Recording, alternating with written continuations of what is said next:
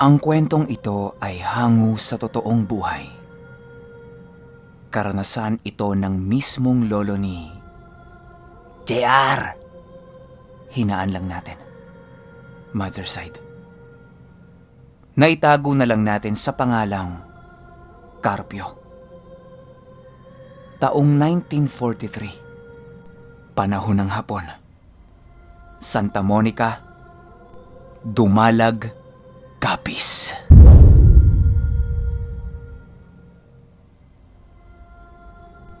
Itong mga panahong ito, nasa edad 11 anyos pa lang ang lolo ko. Ito yung mga panahong napakagulo sa Pilipinas. Palipat-lipat ng tirahan ng mga tao at nababalot ng takot ang lahat dahil sa gera. Kasama dito ang pamilya ng lolo ko. Kaya napagpasyahan nila na manirahan sa tuktok ng bundok kasama ng mga magulang niya. Dahil mahusay na isang mangangaso ang ama ng lolo ko, ni minsan hindi sila nagutom. Napakaraming alam na pwedeng pagkuhanan ng pagkain ng tatay niya. Mula sa prutas, mga ligaw na halamang pwedeng kainin, at mga bungang ugat, gaya ng ilos, kayos, lima-lima, at mga ligaw na kamote. Araw-araw umaalis ang tatay niya para manguha ng mga ito at para na rin mangaso. Minsan isang araw, naisipan niyang sumama dito. Tay, sama ako sa inyo para may makatuwang kayo, sabi ng lolo ko sa tatay niya. Pumayag naman ang tatay niya sa alok nito at naghanda na sila para umalis. Bilin ng tatay niya, "Wag na wag kang kukuha ng kahit na ano nang walang pahintulot," sabi nito sa kanya habang naglalakad papasok ng gubat. "Ha? Bakit naman po, tay?" tanong nito sa tatay niya. Ang lahat ng nasa gubat ay may mga nagmamay-ari. Kailangan nating humingi ng pahintulot nila. Kapag hindi sila pumayag, uuwi na tayo. Ha? Uuwi, tay? E di, wala tayong makakain nun. Takang sagot ng lolo ko sa tatay niya. Basta anak, mauunawaan mo rin mamaya. Maya-maya pa, huminto sila sa harap ng isang napakalaking puno ng yakal. Ayon sa tatay niya, ito ang pinakagitna o pinakasentro ng gubat. Lumuhod ito sa tapat ng puno at naglabas ng kung ano sa kanyang bulsa. Kitang-kita ng lolo ko ang bagay na yon, pero hindi siya umiimik. Pinapanood niya ang kanyang ama habang ginagawa kung anumang kailangan nitong gawin. Maya-maya pa, binulungan ng tatay niya ang dala nitong bagay. Kulay itim na pangil yun, mga kasing laki ng hinlalaki ng isang karaniwang tao. Nasa 3 pulgada ang haba. Pagkatapos magbulong ng kung ano, bigla itong dumipa habang nakatingala sa itaas. Nagsambit ng kung anong dasal ang tatay niya. Maya-maya pa, umihip ang hangin at nagliparan ang mga tuyong dahon. Animoy may kung anong nagwalis sa mga ito. Napatingin siya sa kanyang ama. Nagulat siya dahil may kung anong nilalang ang nakatayo sa harap ng tatay niya. Mahaba ang buhok nito na kulay ginto, maputi, at napakaganda. Napansin niya na kalahati ng katawan nito ay sa kabayo tapos 4 ang paa. Isang anggitay. Napaluhod ang lolo ko dahil dito. Saksing buhay siya nang yakapin ng anggitay ang kanyang ama at tinawag itong kapatid. Matapos yun, hinimatay ang lolo ko. Carpio! Gising! Uy! Carpio! Gumising ka na dyan! Ginigising na siya ng tatay niya. Papungas-pungas pa itong naglililingon sa paligid at nagtanong ng, asa na yun, tay?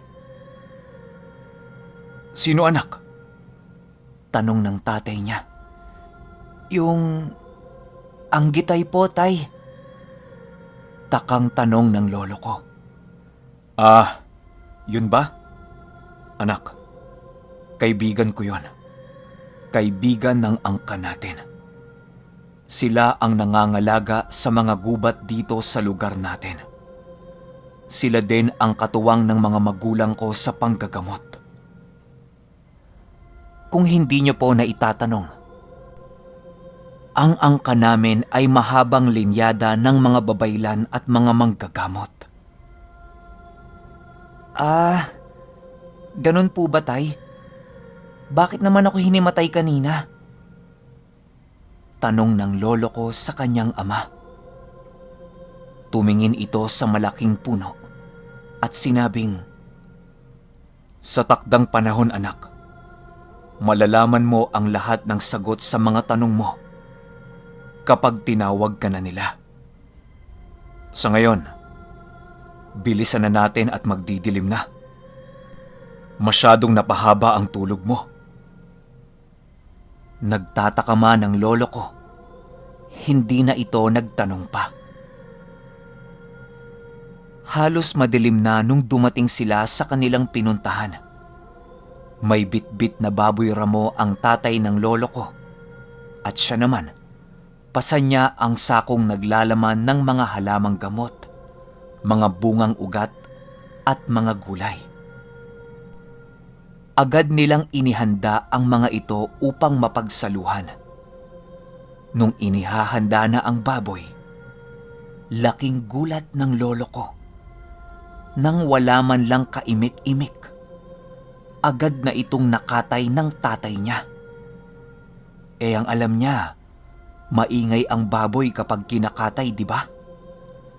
Pero nung oras na yon, walang kaingay-ingay yung baboy.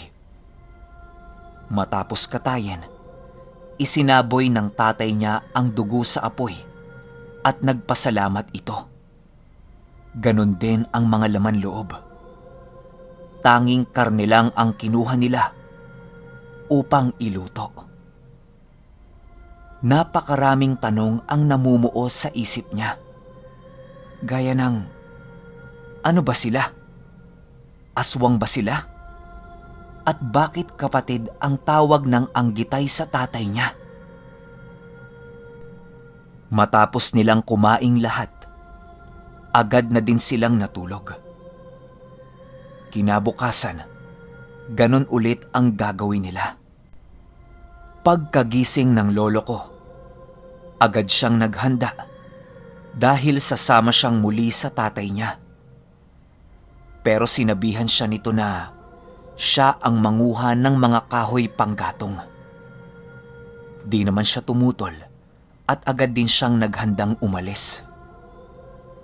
Pagpasok niya sa loob ng gubat, agad siyang nagsimulang kumuha ng mga tuyong sanga ng puno na nahuhulog sa lupa. Nang bigla siyang nakarinig ng isang boses.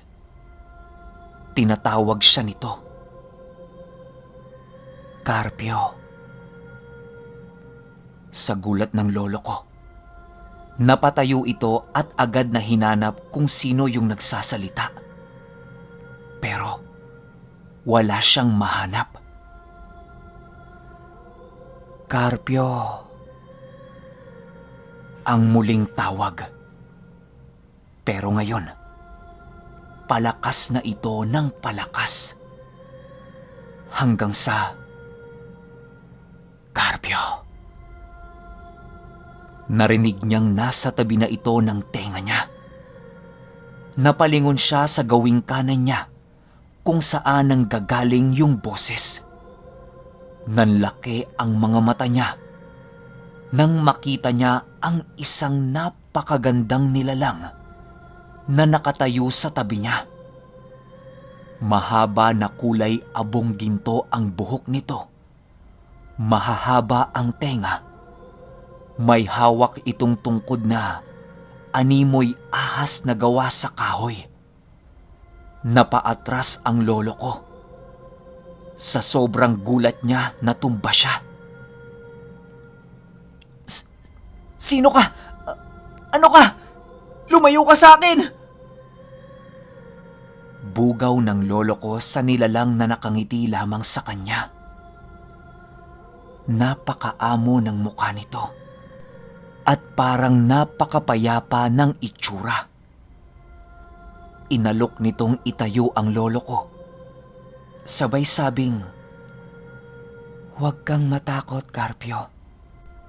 Kaibigan ako." Iniabot ng lolo ko ang kamay niya upang tumayo. Sabay tanong ng, ano po ang pangalan ninyo?" Muling ngumiti ang magandang dalaga sa kanya. At ang sabi "Ako si Lindayag at isa kong diwata. Kaibigan ko ang iyong inang, si Goyang." Nagtaka ang lolo ko kung bakit kilala niya ang lola ko sa tuhod. Kaya nagtanong ulit ito ng,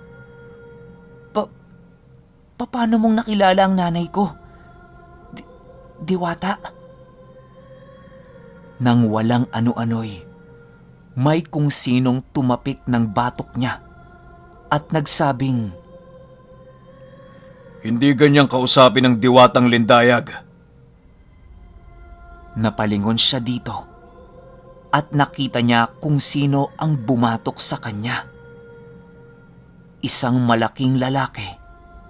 Matipuno ang katawan at tadtad ng tattoo sa katawan na kulay ginto ang tinta. "Ako si Yakal, mandirigmang diwata. Ang kausap mo ay ang pinuno namin." Nalilito na ang lolo ko dahil sa mga nakikita niya. Unti-unti na ding naglalabasan ang mga maliliit na nilalang na may mga pakpak. Parang mga tutubi. May mga ibang elemento na din, tulad ng tikbalang, dalakitnon, at napakarami pang iba. Dahil dito, nawalan na naman ng malay ang lolo ko. "Carpio! Gising! Anong nangyari sa'yo?" Tanong ng tatay niya dahil naabutan nitong nakahiga sa lupa ang lolo ko. Ano pong nangyari, tay? Asa na sila?" Agad na bungad ng lolo ko. "Aba, malay ko sa'yo. Ikaw tong nadatnan kong nakahiga sa lapag at natutulog eh." Sagot ng tatay niya.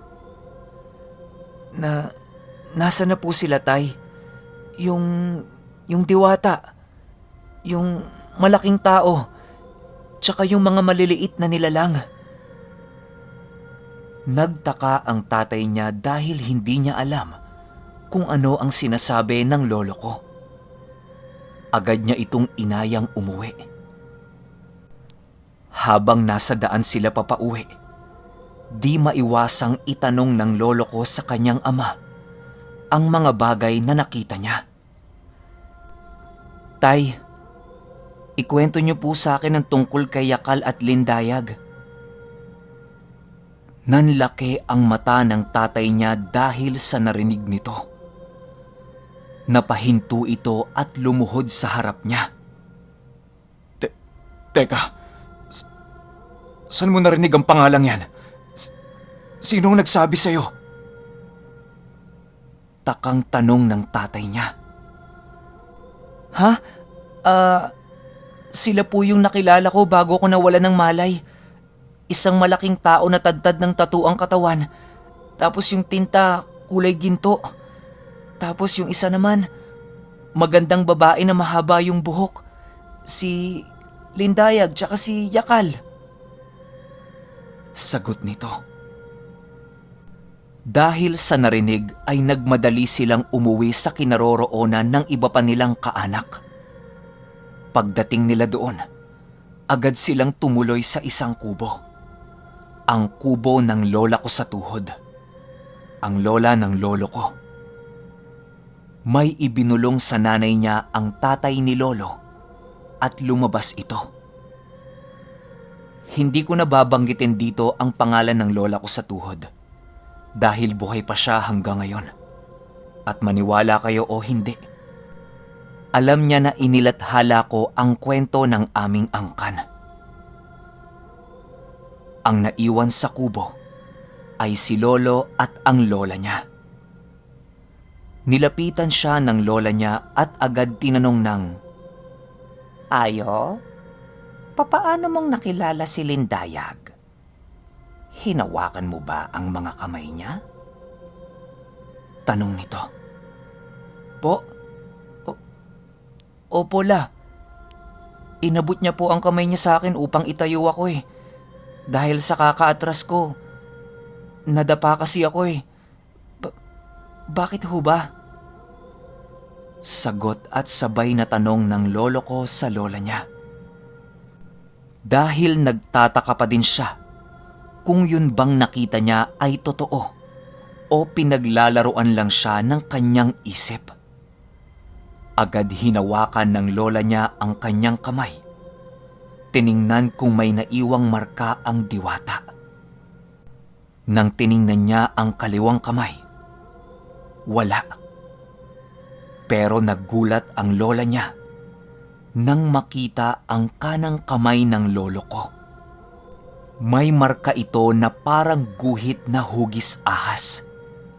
Ito ay nakalagay sa kanyang palad. Ngumiti ang lola ko sa kanya at sinabing, "Napakapalad mo, apo. Isang mataas na diwata ang gabay mo." Nagtaka ang lolo ko. Kaya nagtanong siya ng, "Gabay po? Bakit po ako may gabay? Ano pong ibig sabihin ng mga sinasabi ninyo, lola? Naguguluhan po ako eh." Sabi ng lolo ko. Tumugo naman kaagad ang lola niya.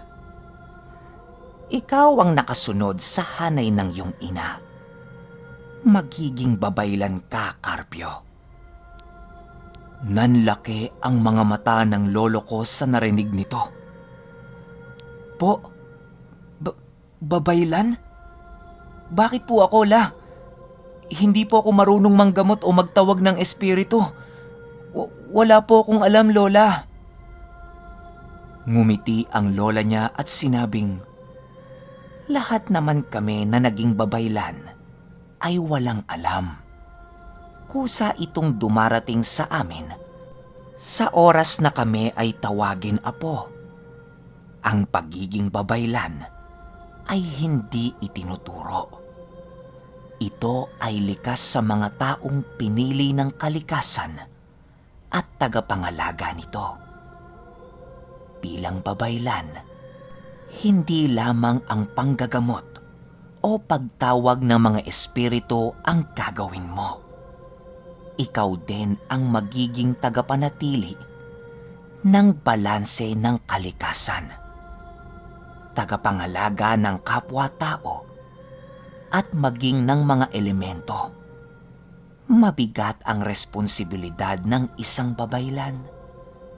Kapalit nito ay ang napakalakas na kapangyarihan na magmumula sa kalikasan." Okay, pasensya na kayo kay Boses Lola. Parang ano lang eh, parang boses ng pinakulo ang manok eh. Pero yun lang yung makakaya kong gawin eh. Kasi alam nyo naman, tong channel ko, lahat lang boses ko. Anyway guys, bukas upload kaagad natin yung finale na. Kasi maiksi lang to eh, no? Siguro yung sunod na upload natin mga nasa 24-25 minutes. So yun lang. Kita-kits tayo sa part 2. Salamat.